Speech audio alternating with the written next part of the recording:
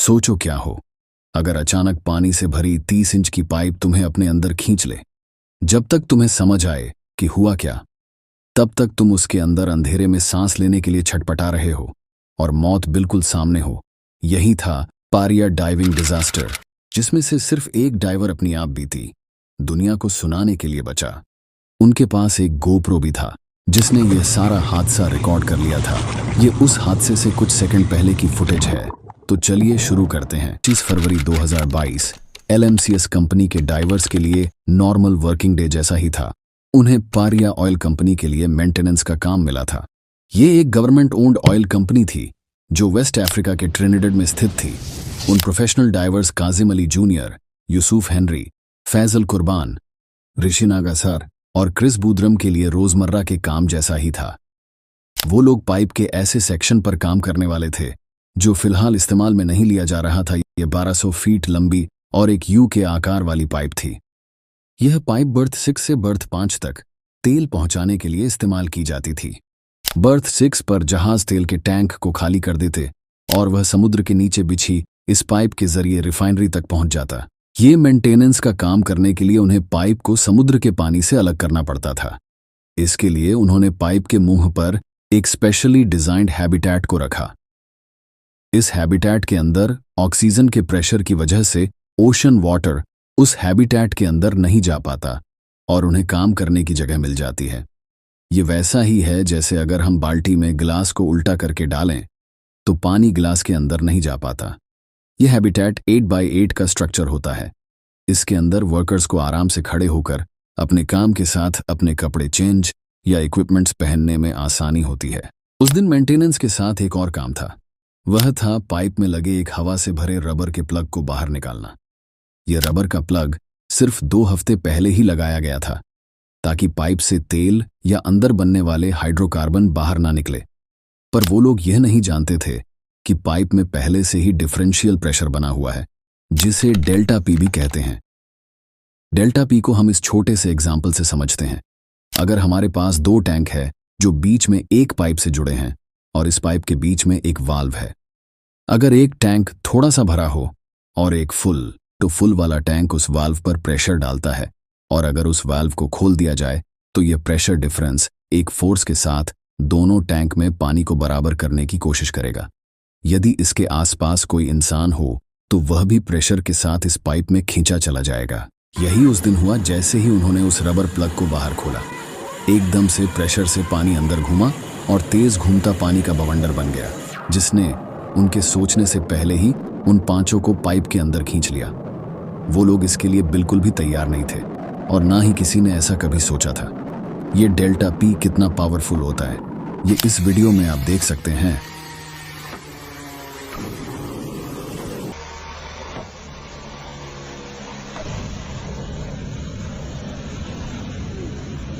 यह हादसा 30 नवंबर 2021 को ताइवान में हुआ था, जिसमें इस वर्कर की मौत हो गई थी। पर उनकी किस्मत थोड़ी अच्छी थी कि वो लोग पाइप में एक ऐसी जगह जाकर रुके जहां हवा का एक बबल बना हुआ था और वो सांस ले पा रहे थे। उन्होंने एक दूसरे के नाम पुकारे। तब उन्हें समझ में आया कि वो सारे उस पाइप के अंदर जिंदा थे। पर उन्हें ना यह पता था कि वो पाइप में कितने अंदर तक है, ना ही वो किस सिरे से आए और किस सिरे से बाहर निकलने का रास्ता है। इस पाइप में जगह जगह पर उठाव थे जो पाइप के नीचे लगे सपोर्ट से बने हुए थे। इसी वजह से बीच में जगह जगह पर एयर पॉकेट्स बने हुए थे और वो भी ऐसे ही किसी एयर पॉकेट में थे। उन्हें समझ आ चुका था कि वो बुरे हाल में तो है, पर किस्मत से सारे जिंदा हैं और उन्हें यहां से जल्दी निकलना होगा। पर वो ये नहीं जानते थे कि उन्हें पाइप में किस दिशा में जाना चाहिए। तो उन्होंने डिसाइड किया वो क्रिस की तरफ चलेंगे। उन्होंने एक दूसरे के पैरों के जरिए चेन बना ली और अपने शरीर को आगे धकेलने लगे। पर दिक्कत थी कि सारी पाइप तेल से चिकनी थी और आगे बढ़ना बहुत मुश्किल हो रहा था। बाकियों को तो छोटी मोटी चोटें ही थीं, पर काजिम और यूसुफ का पैर टूट गया था। अंधेरे, तेल की फिसलन और घायल होने के बाद भी वो लोग आगे बढ़ने की कोशिश करते हैं। पर कई देर मेहनत करने के बाद उनके सामने एक और दिक्कत आ जाती है। एयर पॉकेट से आगे निकलने पर उन्हें पानी पूरी तरह भरा मिला। अब आगे जाने के लिए उन्हें पानी में डूबकर जाना पड़ता। इसलिए यह डिसाइड हुआ कि क्रिस और काजिम दोनों आगे जाकर बाहर निकलने की कोशिश करेंगे और बाकी सब के लिए मदद लाएंगे। वो बड़ी मुश्किल से अपनी सांस रोककर पानी में तैरते हुए आगे बढ़े और अगले एयर पॉकेट तक पहुंच गए। पर काजिम का टूटा पैर आगे बढ़ने में बहुत बड़ी रुकावट बन चुका था। तो उन्होंने डिसाइड किया कि क्रिस अकेला ही यहां से निकलने की कोशिश करेगा। क्रिस ने टैंक को अपने सीने के आगे रख लिया और पाइप में आगे बढ़ना शुरू किया। काफी देर की मेहनत के बाद वो पाइप के उस मोड़ पर पहुंच गया जहां से उसे ऊपर उठना था। पर उसे डर था कि कहीं वो बर्थ 6 की बजाय बर्थ 5 की तरफ ना हो, क्योंकि ऐसे में पाइप का वह हिस्सा बंद मिलता। पर उसकी किस्मत उसका साथ दे गई। वो बर्थ 6 ही था।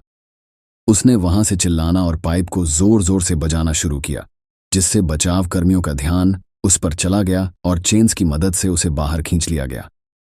क्रिस खुशी से भावुक हो गया था, क्योंकि वो जानता था कि वो बच गया है और उसके दोस्तों को भी बचा लिया जाएगा। उसने रेस्क्यूअर्स को बता दिया कि पाइप के अंदर एयर पॉकेट्स बने हुए हैं और बाकी 4 लोग अब भी जिंदा हैं। उसे तुरंत अस्पताल ले जाया गया। अब तक बाहर LMCS कंपनी के किसी भी आदमी को यकीन नहीं था कि वो जिंदा होंगे। उन्हें लग रहा था कि उस पाइप में तेल होगा जिसमें डूबकर वो लोग मर गए होंगे। उन्हें ये इसलिए भी लगा क्योंकि एयर टैंक्स में केवल 1 घंटे की ही ऑक्सीजन होती है और तब तक हादसे को 2 घंटे बीत चुके थे। क्रिस के सही सलामत बाहर निकल जाने से उम्मीद की एक नई किरण जाग गई थी। गोताखोरों ने उनकी लोकेशन पता करने के लिए जब उस पाइप को बजाना शुरू किया तो उन्हें बदले में फंसे हुए वर्कर्स की ठक ठक आवाज सुनाई दी। वो लोग भी पाइप बजाकर जवाब दे रहे थे। गोताखोरों की आवाज से उन चारों को काफी सुकून मिला। उन्हें ख्याल आने लगे कि ऊपर कैसे उनको बचाने के लिए मेहनत की जा रही होगी। रस्सियां, एयर टैंक्स, डाइविंग गियर्स सब तैयार किया जा रहे होंगे। पर घंटे बीतने लगे और उन्हें कुछ नहीं दिखाई दिया। न पाइप के अंदर आने की कोई आवाज, न पाइप को काटकर उन्हें बाहर निकालने के लिए कोई मेहनत। पाइप में ऑक्सीजन कम हो रही थी और उनके लिए सांस लेना उतना ही मुश्किल। पर वो इंतजार के अलावा कुछ नहीं कर सकते थे। कोई रेस्क्यूअर नहीं आया, ना ही उन्हें बचाने की कोई कोशिश की गई। बहुत ही दर्द भरा होता है यह रियलाइज करना कि तुम्हें बस मरने के लिए छोड़ दिया गया हो। इस हादसे में LMCS, पारिया कंपनी और कोस्ट गार्ड की भूमिका पर काफी सवाल उठे। कुछ का कहना था कि पारिया कंपनी वालों ने उनकी जान बचाने के लिए पाइप में जाने वाले डाइवर्स को भी रोक लिया था।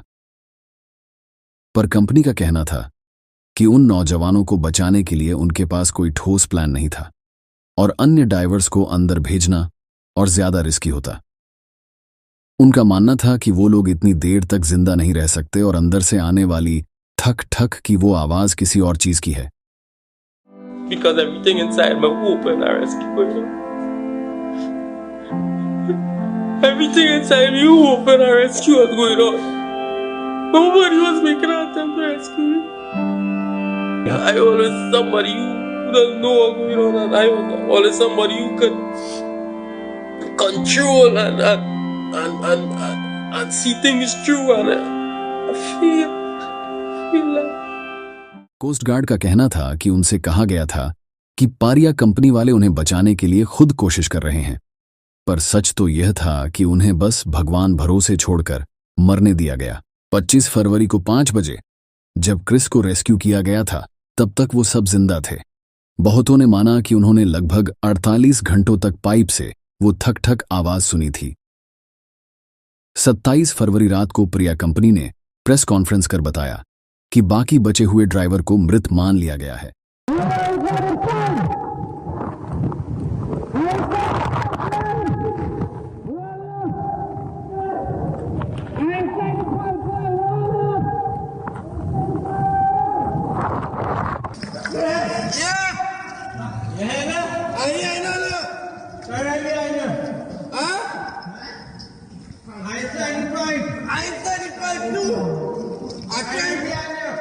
I trying to come up.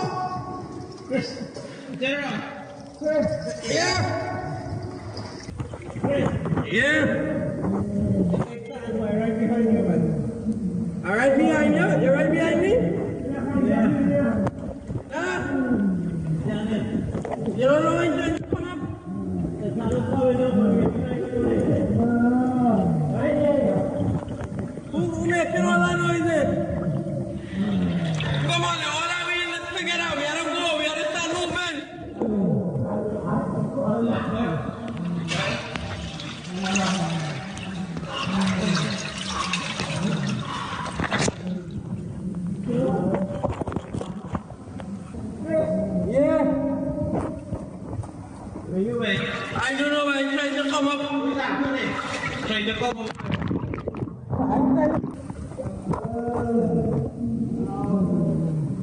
But don't worry, all is good. All is good, and go get rich in this. I'm trying to come out.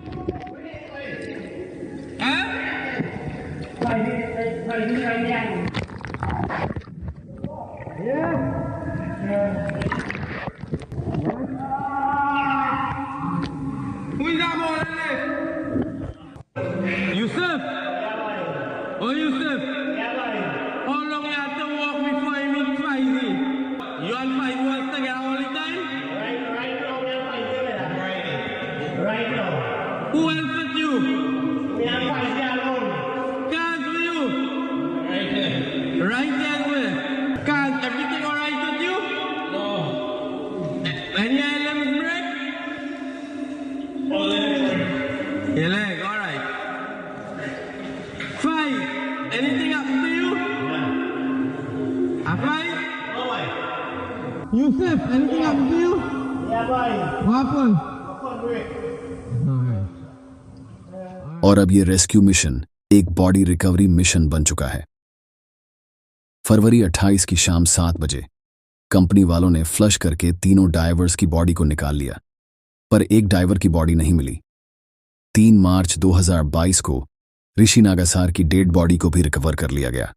उनकी डेड बॉडी की हालत इतनी खराब थी कि उन्हें पहचानना भी नामुमकिन था। डेड बॉडीज की 2 बार ऑटोप्सी कराई गई, पर दोनों के रिजल्ट अलग अलग थे। पर इन रिपोर्ट से एक बात क्लियर थी कि वह सारे 26 फरवरी तक जिंदा थे और उनमें से कुछ 28 फरवरी तक शायद